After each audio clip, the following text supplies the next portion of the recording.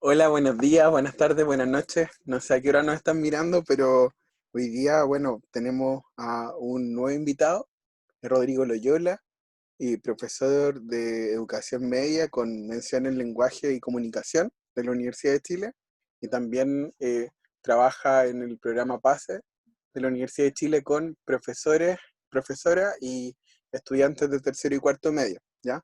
Pero es conocido en el mundo del Instagram con otro nombre, es conocido como el profe pierde chalecos.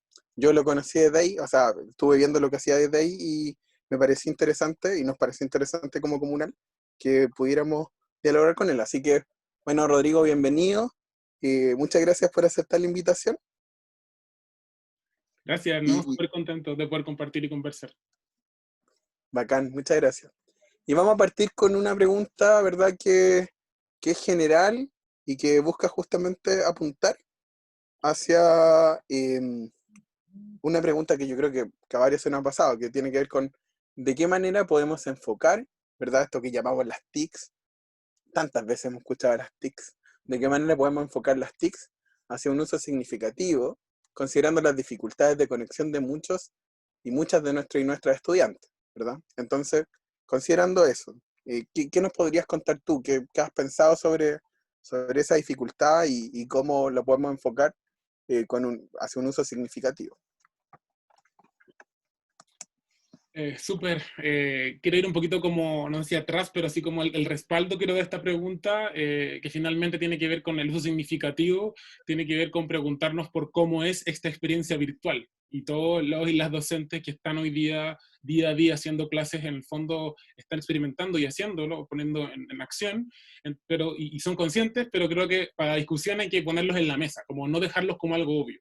Y esas cosas que no dejan en algo obvio pasan, o sea, primero por las brechas de conectividad, ¿cierto? Sabemos que la conectividad tiene distintos niveles, desde el estudiante y la estudiante que se conectan el teléfono personal con plan de datos, al que le prestan el teléfono en su casa, hasta el que tiene un computador personal, un computador compartido. Es decir, esta experiencia virtual pasa primero por las brechas de acceso y conectividad. El que no tiene acceso a Internet, el que tiene solo teléfono, solo plan de datos, etc. Eso también va a modificar esa experiencia virtual. Y como profesores no podemos, obviamente, obviar esa primera brecha. Luego está la idea de situación de estudio en casa. Estudio en casa tiene que ver también como con las diferencias, nuestro sistema, ¿cierto?, cultural, educativo, cultural, social chileno, ¿cierto? Y la segregación que existe a partir de cómo estudio en mi casa, con quiénes vivo, con cuánta gente comparto un espacio. Esta idea, ¿cierto? Esta fotografía ideal del niño en un escritorio ordenado, en una pieza solo, con un computador, claro, es una imagen que lamentablemente hay una muy poca cantidad de población de chilena que tiene esa posibilidad, ese privilegio, ¿cierto? Muy pocos estudiantes. En general son las habitaciones compartidas, computadores compartidos, con otros hermanos, espacios compartidos para hacer las tareas, o sea, esa es la realidad de la situación, además material de cómo se estudia. Eh, y aquí al menos hay un poco, llamo a la luz de esperanza, un poco en la medida de las prácticas de uso, porque las tecnologías tienen una práctica de uso que los estudiantes ya traen consigo. Somos generaciones que han nacido con las tecnologías y que tienen una vinculación con ellas. Entonces, al menos aquí hay un llamado un poco como a nosotros como docentes, los que venimos de otra generación también, más o menos distante con nos y las estudiantes, hacemos un llamado a mirar esas prácticas de uso de la tecnología y desde ahí buscar hacer un diálogo en el fondo, teniendo el punto uno y el dos de piso, ¿cierto? La materialidad de esa conexión, pero también decir, bueno, en el fondo, cómo cada uno desde su generación se formó con la tecnología más distante, más cercana, como hoy día estas generaciones se vinculan con la tecnología de manera más o menos cercana, y nosotros mismos, el cruce como docentes. Y ahí viene, ¿cierto?, toda la dificultad que como docentes nos enfrentamos, ¿cierto?, a decir, bueno, hay clases virtuales, pandemia, y hay que buscar herramientas de donde sea, a través de la autogestión en general. Sabemos que a nivel de política general eso no ocurrió, sino que la autogestión lo siente buscando herramientas, buscando cómo poder solventar ciertas estas situaciones de virtualidad. Y por último, que también, como decías, lo que lo sabemos está día a día, las situaciones de incertidumbre, de desigualdad socioeconómica vinculada a la cesantía, a las situaciones que conllevan a eso, un espacio donde el niño y niña tiene que estudiar, tiene tiene que hacer sus tareas, tiene que estar conectándose en cierto momento en este marco de acción. O sea, primero ese piso, en el fondo, yo siento que todos los y las docentes lo viven día a día, pero que es bueno ponerlos en la mesa porque desde aquí, ¿cierto?, pensamos entonces esta pregunta que era cómo hacer un espacio significativo. O sea, miramos estas 4 cosas y decimos, wow, al menos está complicado, ¿cierto? Desde la mirada más esperanzadora. Entonces, creo que aquí este piso creo que nos permite hacer un mapa, como prácticas de uso desde el docente, desde los y las estudiantes, los niveles de conexión y ese marco de realidad que es los niños y niñas en las casas, situaciones vinculadas también a todo lo que implica la pandemia y todas las consecuencias que conlleva para su familia. Sí, sobre lo que hice, considero particularmente interesante pensar en que justamente acá no podemos tener en cuenta únicamente este momento, ¿verdad? Porque en este momento hay desigualdades específicas, como por ejemplo el nivel de ruido, el nivel de hacinamiento, las dificultades concretas al momento de hacer una conexión, pero también hay trayectorias, pues trayectorias relacionadas con, por ejemplo, las posibilidades de conexión que han tenido las familias, como decías tú, si bien nosotros tenemos prácticas de uso que pueden ser una potencialidad, un elemento favorable, también parece ser que esa brecha que tú mencionabas existe, y como existe desde antes, también se puede intensificar en este momento. Al mismo tiempo que pensamos, como ponías tú acá en el punto 4, que hay elementos contextuales que siempre tenemos que poner como la pelota en el piso, decimos los futboleros, tratar de pensar con la cabeza fría, ¿verdad? Pero con la cabeza fría, pero asumiendo justamente que hay un escenario que no es para nada frío, que está marcado muchas veces por cesantía, desigualdad, violencia al interior de la familia muchas veces, y todos esos factores, obviamente, son el escenario en el que se desarrollan estas conexiones. Eh, Muy interesante. Y bueno, y yo creo que desde ahí también podríamos pasar a la segunda pregunta, que, que se enfoca justamente en, bueno, yo decía, te has transformado como en una especie de celebridad en redes sociales, yo al menos te sigo, y lo que he visto es que hay elementos que tú recomiendas también, y en ese sentido va dirigida esta pregunta, que es cuáles son los elementos más relevantes, cuáles son los aspectos más relevantes a considerar para trasladar una experiencia de aprendizaje presencial a un escenario virtual, y qué herramientas recomiendas. Es decir, nosotros estamos en una situación que no es típica. Esta situación que no es típica está marcada justamente porque estamos tratando de conectarnos por medio de, un, de una conexión que hasta ahora la mayor parte de nosotros no había utilizado, que esta conexión en un escenario virtual, y a partir de eso, ¿cuáles son las herramientas que tú nos recomiendas? Así que por favor, te dejo la palabra, Rodrigo, pierde chalecos. Claro, acá traigo a la mesa también con una opinión súper lúcida, ¿cierto? Que el medio CIPER, que les recomiendo que también que lean, que está bien interesante respecto a cómo sistematizar esta mirada de la educación de emergencia y esta figura, ¿cierto? Que es bien, que a todos nos pasó, como que nos pasa hablar en pantallas negras, en negro, ¿cierto? Como muchos docentes que se enfrentan a una clase de conexión sincrónica, una conexión a través de videollamada, de Meet, de Zoom, y lo que se encuentra son con pantallas en negro. Entonces ahí también hay un llamado como partimos con estos 4 puntos, mirar ese fenómeno de manera global. Es decir, siento que un primer momento en que había, inicialmente, imagino y espero que sea así, que era como, bueno, los estudiantes no quieren encender la cámara, como que ¿por qué no encenden la cámara? No están interesados. Como una mirada también un poco punitiva, finalmente, de que no encendiera la cámara. Entonces, aquí el llamado es después a remirar por qué no se enciende la cámara. O sea, partimos por la conexión, partimos por el uso de datos de los teléfonos, partimos por el espacio en que convivo, en que ni siquiera puedo hablar por micrófono claro o de manera cómoda, porque mi papá está viendo tele al otro lado, mi hermano está haciendo tareas, hay bulla en la calle.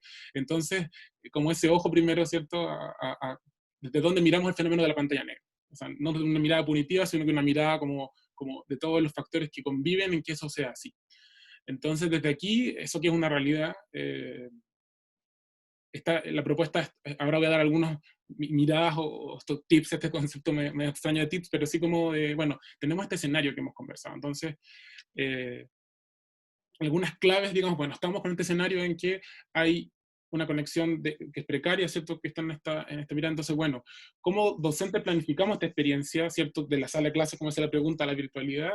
Y la primera clave, como intentar que la exposición sea la menor cantidad posible, es decir, que el docente hable y exponga ideas, más allá que sean muy interesantes estas, o muy cercanas, o muy distantes a los estudiantes, hay que intentar que el espacio de conexión implique que el estudiante, al estar conectado, tenga un rol en esa conexión, que no sea el de escuchar, que sea el de escribir, que sea el de marcar, que sea el de tomar un cuaderno, hacer algo y luego mostrarlo, que sea el de contestar en un chat a través de un código, que sea el de tener que enviar una tarea en la misma sesión de 5 minutos, algo muy breve, pero que el estudiante sienta que el estar frente a la pantalla no es escuchar a alguien hablar.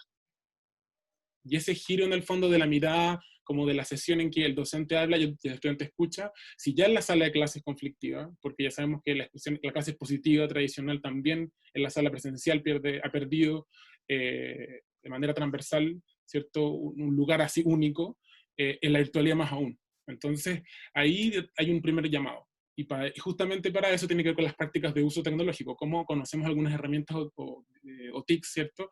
Para que la clase se transforme en que el estudiante tiene que hacer cosas en esa clase. No tenemos cámara probablemente, yo con mis estudiantes no tengo cámaras en general por el uso de datos, pero sí tengo el chat y tengo micrófono. Entonces, esos son mis medios. Y ahí hay que potenciar y significar cómo utilizo esos medios, que son el chat y el micrófono.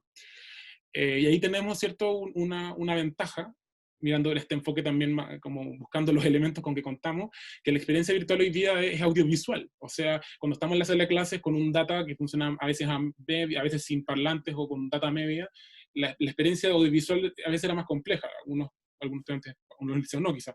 En cambio, ahora tienen los chiquillos un teléfono, en general, con datos que permiten que puedan revisar algunas cosas, depende también, hay que evaluar eso, pero hay un contacto con imágenes y con algunos temas audiovisuales que antes quizás eran más complejos en el escenario de la sala. ¿Cómo lo potenciamos? Es decir, el análisis de imágenes es fundamental hoy día. El análisis de imágenes de todo en su espectro, el uso de videos cortos, y no siempre que sean videos de 3, 5 minutos que generen una discusión, que generen una problematización.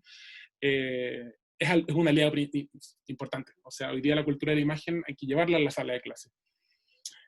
Y el tercer punto que aparece acá, la generación de códigos de feedback.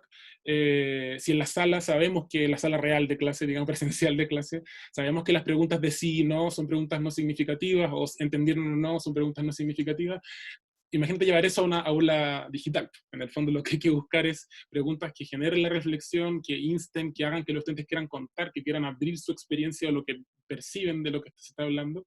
Y ahí los códigos de respuesta son fundamentales. Y aquí con códigos de respuesta me refiero a generar como acuerdos con los estudiantes. Por ejemplo, a mí me ha resultado muy interesante que los estudiantes, yo trabajo con tercero y cuartos medios, en clases virtuales sincrónicas, los chiquillos responden a través de emojis. Entonces yo les hago preguntas y les pongo emojis y dicen, bueno, en el fondo, ¿qué pensáis de esto? Dame un emoji, o sea, dime algo. Y según el emoji yo voy analizando si ellos entendieron o no, si les gustó el texto que yo trabajo en escritura del lenguaje, si el texto que les pongo, que ellos escribieron, les parece interesante, que rescatan. Entonces ellos hacen valoraciones con emojis a las respuestas y además de la valoración escrita, ¿cierto? Yo uso mucho el chat por eso mismo. Entonces buscar códigos de respuesta. Por ejemplo, colocar en una diapo distintos emojis como reacciones y ellos al responder en su teléfono, en su computadora el emoji, están haciendo una votación. Entonces son pequeños códigos que en el fondo vamos utilizando, porque hoy día los emojis y los memes y los GIFs son parte de estas prácticas que ya los estudiantes cuentan. Entonces démosles un giro, utilicémosles en el fondo para que se transformen en un lenguaje también de la clase. Por eso también partimos al principio hablando de las prácticas de uso, ¿cierto? Y resignificar el chat. Yo utilizo harto el chat en las clases, el texto mismo, porque es la manera más directa de comunicación. Cuando hay bulla, cuando no hay cámara por conexión, tenemos el chat. Ese es nuestro aliado. Entonces busquemos darle un uso, hacer preguntas con tiempos de respuesta, en 5 minutos piensen, escriban, mándenme esto, utilicen el emoji como respuesta. Son estos códigos que pueden ir generando con los y las estudiantes. Y el último punto tiene que ver con lo mencioné un poquito antes, como de darle el valor a que el estudiante esté en la clase. Es decir, si yo me conecto a la clase y puedo hacerlo, tengo la posibilidad de conectarme, que yo sienta que si estoy en la clase, el estudiante sienta que si está en la clase, va a aportar algo pequeño, conciso, pero que ese pequeño y conciso es parte fundamental de la clase.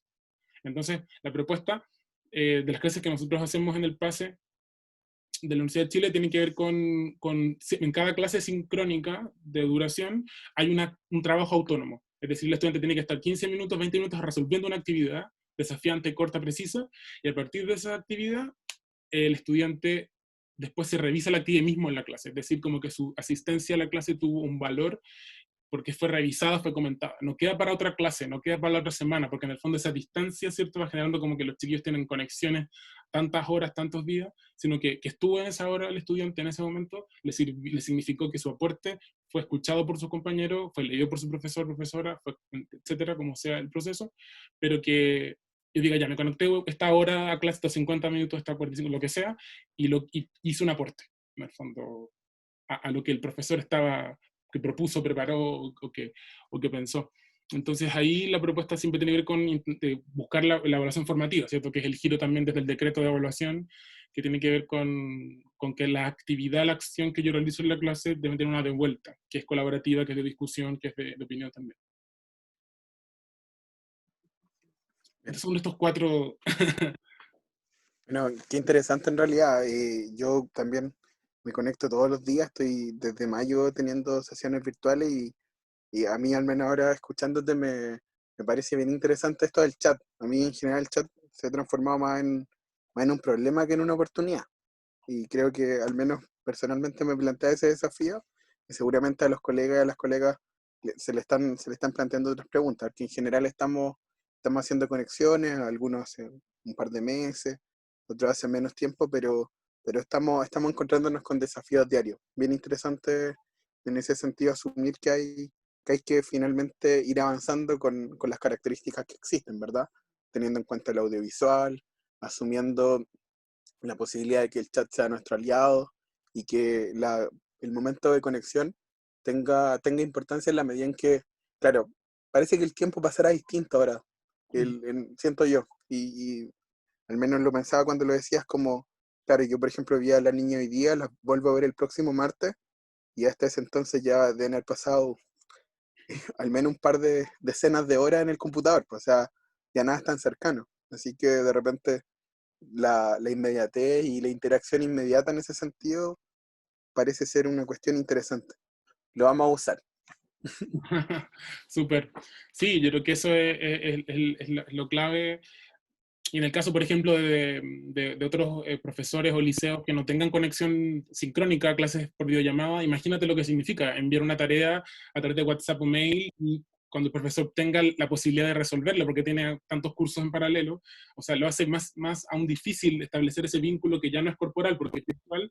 Entonces, por eso le doy el desafío que si el momento, aunque sea media hora, 40 minutos, el estudiante sepa que aportó y se le devolvió algo. Se hizo una evaluación formativa a través, bueno, existen muchos medios, ¿cierto? A través de valoraciones eh, de lo que aprendí, de lo que quise aprender, de lo que me significó, de lo que aporté, de la tarea que envié, el profesor me dio una vuelta, una serie de formas de que en el fondo esa sensación de que hay una sensación de que finalmente estar en la clase sincrónica virtual me dejó algo, que es súper difícil, Mm, lo sabemos, pero que sí. no va a ser después, no va a ser en la evaluación, no va a ser sino que en esa media hora, 40 minutos, 50 minutos, en lo que pude estar en la clase, me dejó algo, una pregunta, una imagen, y el chat ahí, y buscar también los códigos.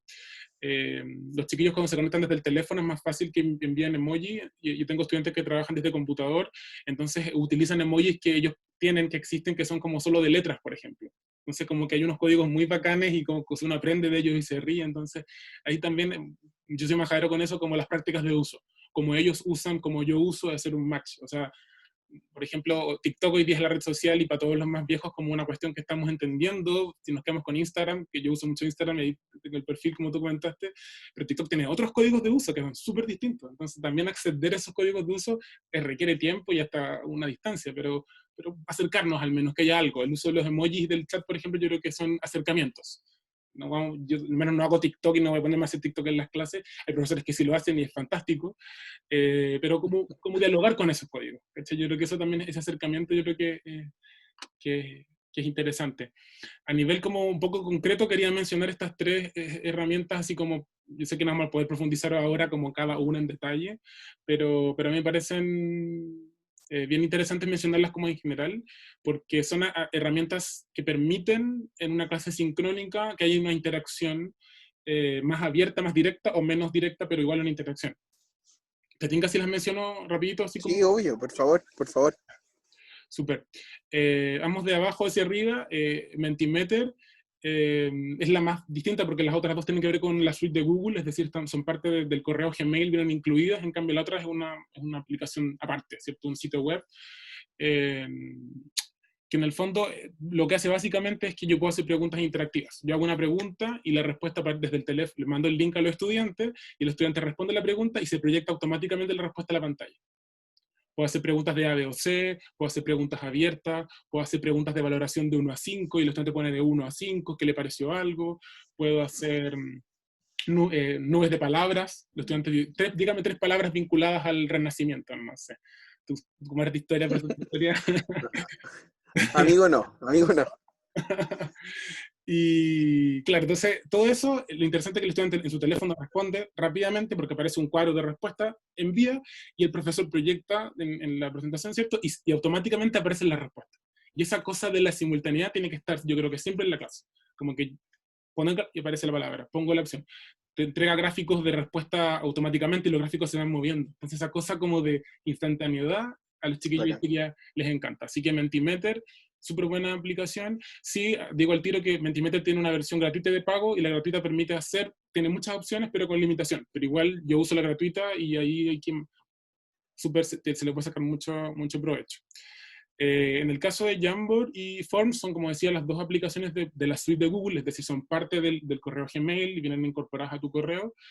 Jamboard es la pizarra interactiva, ¿cierto? Que permite que, como todos sabemos, un PowerPoint, como este que estamos viendo ahora, un PowerPoint, cuando yo lo proyecto no puedo editarlo, ¿cierto? Tengo que cerrarlo, abrirlo, y ese juego no es muy práctico para una clase sincrónica.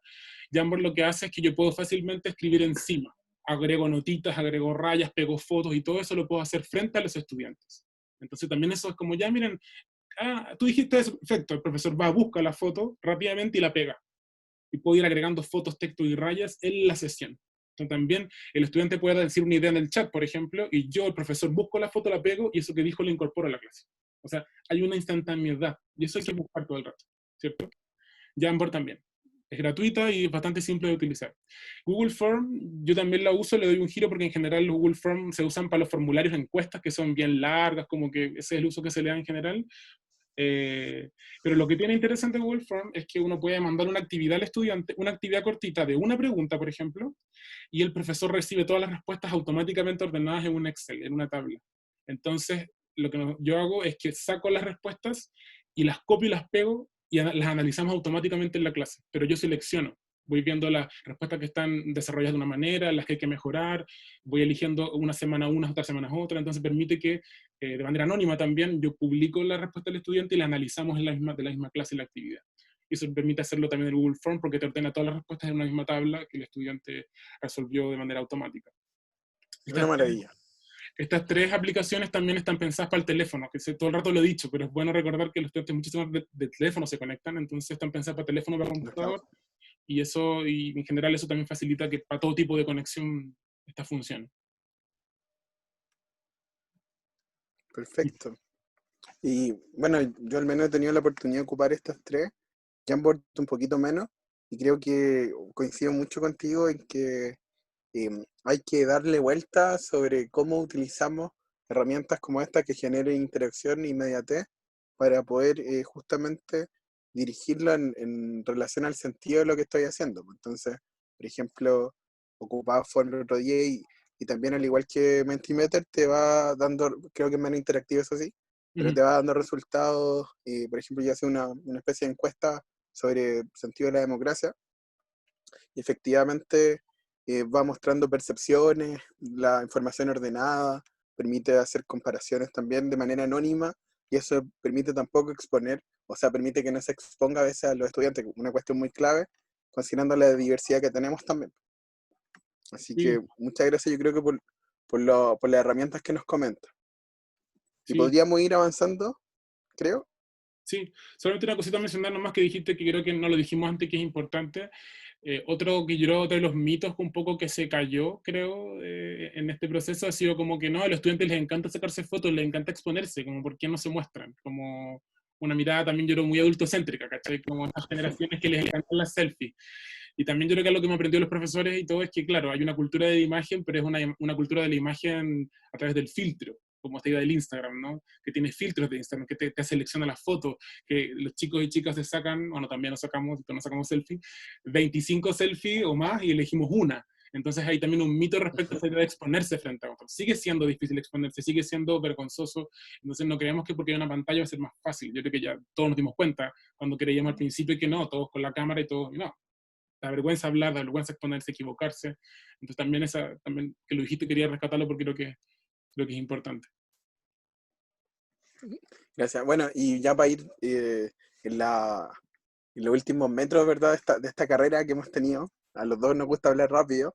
eh, que- si te parece que después de todo esto, ¿verdad? De este periodo de pandemia y este contexto en el que nos estamos moviendo, deberán cambiar los modelos de clases que desarrollamos. Ahí, obviamente, te estamos preguntando por tu visión individual, ¿verdad? ¿Crees que va a cambiar los modelos de clase? ¿Cómo lo ves?